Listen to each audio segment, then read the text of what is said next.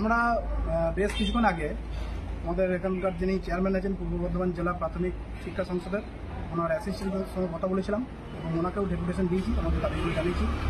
এবং এই মুহূর্তে একটু আগেই বিপিএসসি চেয়ারম্যান স্যার ঢুকলেন, ওনার সঙ্গে আমরা দেখা করলাম, ওনাকেও ডেপুটেশন দিয়ে আমাদের দাবিগুলো জানালাম।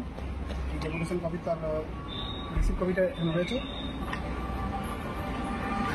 উনি দেখা করে উনি অনেক পজিটিভ বার্তা নেগেটিভ বার্তা বললেন।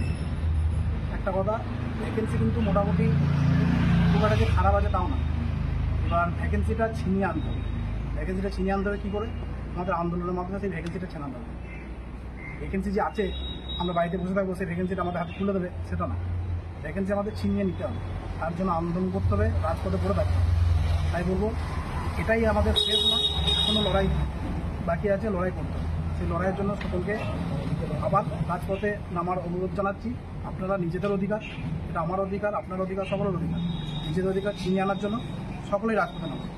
এবার চেয়ারম্যান স্যার কী বললেন বলুন। আমরা গেলাম চেয়ারম্যান স্যারের কাছে। দীর্ঘদিন ধরে ওনার সাথে দেখা করার আমরা বারবার চেষ্টা করেছি, কিন্তু আমরা দেখা করতে পারিনি দুর্ভাগ্যবশত। তবে আজ ওনার দেখা পেয়েছি দীর্ঘ অপেক্ষার পরে। আমরা সেই সকাল 11টা থেকে ওনার জন্য অপেক্ষায় ছিলাম। তো গেলাম, অনেক পজিটিভ বার্তা, অনেক নেগেটিভ বার্তা আমরা শুনলাম। তবে এটাও শুনলাম ওনার মুখে যে তোমরা আমার বাড়ির ছেলের মেয়ের মতো, তোমাদেরকে নিয়ে অবশ্যই আমাদের ভাবনা চিন্তা রয়েছে। সব কথা এই ভিডিওতে বলা সম্ভব নয়, তবে কিছুটা পজিটিভ দিক আমরা দেখতে পেয়েছি, এটাই বলবো। তুমি কিছু বলো।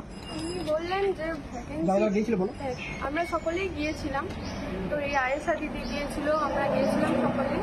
তো স্যার বললেন যে ভ্যাকেন্সি ঠিকঠাকই আছে, নিশ্চয়ই ইন্টারভিউ নোটিফিকেশনও আসবে, আমাদের সকলকেই আন্দোলনে আসতে হবে এবং চেষ্টা করতে হবে যাতে সেই ভ্যাকেন্সিটা আমরা ছিনিয়ে আনতে পারি। হ্যাঁ, আরেকটা বলবো যে আমাদের এই মুহূর্তে ওবিসি একটা ইস্যু হয়ে দাঁড়িয়েছে। ওবিসিটা মিটে গেলেই আমাদের আরও ঝাঁপিয়ে পড়তে হবে।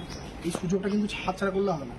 হয়তো এখন ওবিসি একটা ইস্যু হয়ে আছে বলে সবাই হয়তো একটু হতাশা হয়ে আছেন, কিন্তু হতাশার কোনো ব্যাপার নাই। ওবিসি ইস্যুটা কমপ্লিট হলেই বা ওবিসি একটা সুস্থ সমাধান পেলেই আমাদের আরও ঝাঁপিয়ে পড়তে হবে, যাতে ভোটের আগে আমরা একটা নোটিফিকেশান আকারে পেতে পারি এবং আমাদের নিয়োগটা যাতে সুস্থভাবে